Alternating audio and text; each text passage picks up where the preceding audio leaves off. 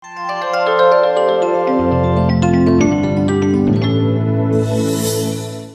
నమస్తే, welcome to Myra Media. నేను మీ కేవీఆర్. ఆంధ్రప్రదేశ్ రాజకీయాల్లో అత్యంత నీచంగా వ్యవహరిస్తోంది ఎల్లో మీడియా.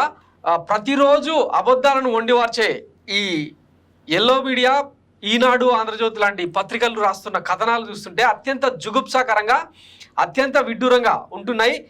తాజాగా ఇవాళ ఒక ఎక్స్పర్ట్ మాజీ సిఎస్ అని చెప్పి ఒక కథనం రాసింది ఈనాడు. ఒకసారి ఆ వార్త చదివిన తర్వాత మనం డీటెయిల్స్ మాట్లాడుకుందాం. ఇది ఆ కథనం. బందిపోటు పాలన, సీఎం కాబట్టి ఏదైనా చేసేస్తాననే ధోరణి సరికాదు. ఏ చట్టమైనా చేస్తా, భూములు లాక్కుంటామంటే కుదరదు. గనుల్ని, పరిశ్రమల్ని బంధువులకు అప్పగిస్తానడం ఏంటి? మరో పారిశ్రామిక విప్లవం రాబోతుంది. దాన్ని అందిపుచ్చుకుని 500 ఏళ్లకు పునాది వేయాలి. అలాంటి పాలకులు రావాలి.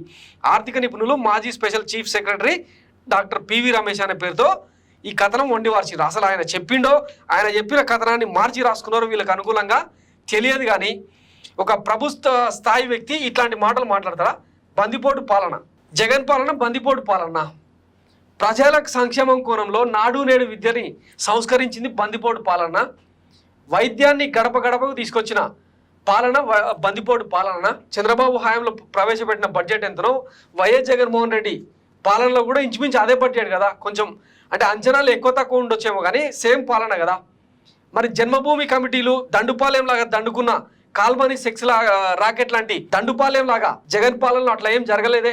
వాలంటీర్ల వ్యవస్థను వాడుకుని ఇంటింటికి సంక్షేమాన్ని అందించిన జగన్ పాలన బందిపోటు పాలన ఎట్లయితుంది? కొంచెమన్నా సిగ్గుండాలి కదా. 10 పోర్ట్లు, 4 షిప్పింగ్ హార్బర్లు, ఉద్దానం మెడికల్ కాలేజీ, తర్వాత 17 మెడికల్ కాలేజీలు, ఇట్లా చెప్పుకుంటూ పోతే ఒకవైపు అభివృద్ధి, మరోవైపు సంక్షేమాన్ని రెండు కళ్ళుగా భావిస్తూ సాగిన వైఎస్ జగన్ పాలన బందిపోటు పాలన అంటే ఊస్తారు జనాలు.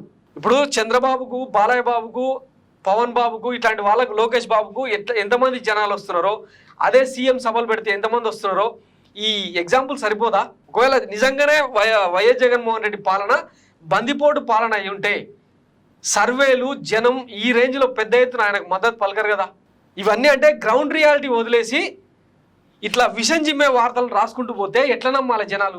సో ఇక మీకే తెలియాలి. ఇట్లాంటి వార్తలు రాసే క్రమంలో విలువలు, విశ్వసనీయత కోల్పోయి పాత్రికేయ విలువలను పాతరేసి ఇట్లా చేసుకుంటూ పోతే జనం హర్షిస్తారా అన్నది ఇక మీరే డిసైడ్ చేసుకోవాలి.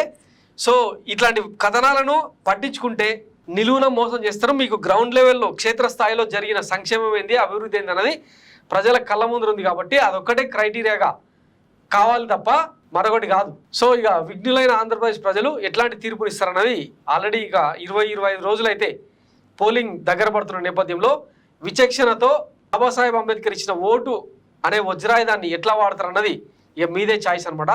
Thanks for watching Myra Media. నేను మీ కేవీఆర్. Thank you.